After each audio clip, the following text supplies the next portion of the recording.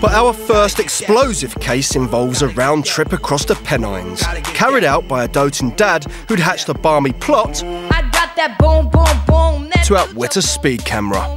You think that's been it with a rocket launcher? It was a real mess. The end. Exploding. Doncaster-based railway welder Craig Moore's criminal caper began one day in August 2006 when he was flashed by a speed camera on his way to work. Went to work, did my shift, it was playing on my mind. Craig wasn't just worried about getting a fine. With 10 penalty points already on his licence, getting more would mean a driving ban, which spelt big trouble. If I lost my licence, I lost my job, like, but the knock-on effect. The main thing what worried me, like, obviously I had a mortgage, same as anyone else. No job meant no income, and no income meant not being able to support his family. I've got 2 kids, missus, how do I support them, what do I do? That one little flash was turning into a bit of a nightmare.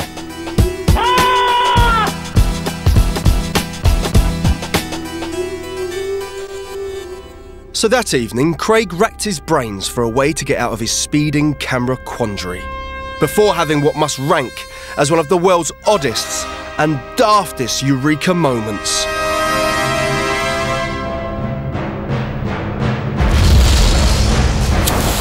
The solution I come up with was to try and destroy the camera.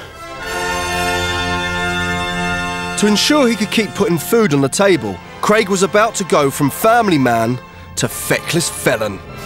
But how? It's hardly like he could lay his hands on stuff powerful enough to annihilate a speed camera. Well, actually, he could. I planned to destroy the camera by burning it with the stuff I used at work. At work, welder Craig used a compound called thermite to fuse railway tracks together. It's hot enough to melt steel in seconds. Craig had 8 tubs of it in the back of his van, and the desperate dad was about to use it to destroy the camera.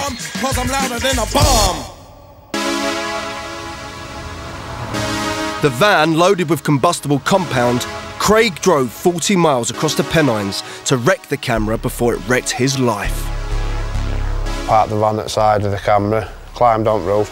Once atop the van, Craig placed the thermite on top of the camera and lit the fuse. As quick as a speed camera flash, the blaze took hold, and as the metal menace became a molten puddle, Craig pulled away, convinced his troubles were over. Mission accomplished, really. Kaboom, kaboom. In fact, Craig's troubles were only just beginning. Enter Police Constable Mark Akers. It was his job to investigate the peculiar pyrotechnics. It was completely destroyed. Huge holes burned in it. There's absolutely nothing left inside it. I think that's been it with a rocket launcher. It was a real mess. It seemed like Craig had done a decent job of decimating the camera and its contents, but in an unfortunate twist for this criminal bright spark, it turned out the footage stored inside had escaped completely unharmed. The actual recordings of cars going past, etc., is based in the ground. It's not the actual camera. The camera's pictures were perfectly preserved, and they made for interesting viewing. The camera had been activated, and it clearly showed the offender's vehicle stop underneath the camera. It clearly showed the name of the company and the registration of the vehicle. The vehicle then begins to rock slowly, so that I would think somebody's either got out or gone onto the roof. And as the vehicle pulled away, you see a few sparks, and then all of a sudden, bang, and you just get a white screen.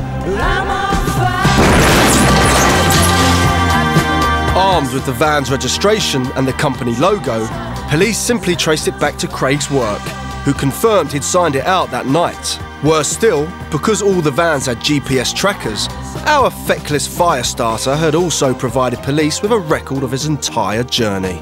From that information, then, I arrested the suspect.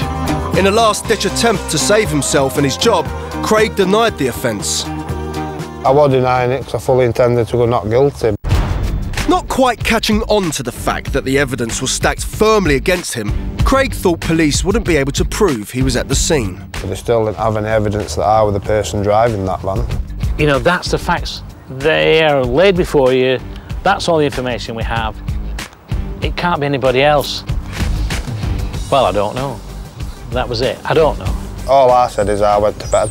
But what luckless Craig didn't realise was that his small but serious act of fiery vandalism could land him in big trouble. The misguided moment of madness designed to help him keep his job easily fell under explosives and terrorism laws, which carry heavy sentences and in the worst cases can lead to life imprisonment. He was just a working class lad who didn't really understand or comprehend the severity of what he got involved with. Deciding he didn't much fancy spending a long stretch behind bars, Craig confessed to the lesser charge of criminal damage. They scared me enough to make me crumble and I went guilty. Craig had caused nearly £12,000 worth of damage and he was sentenced to 4 months in jail. In strange ways.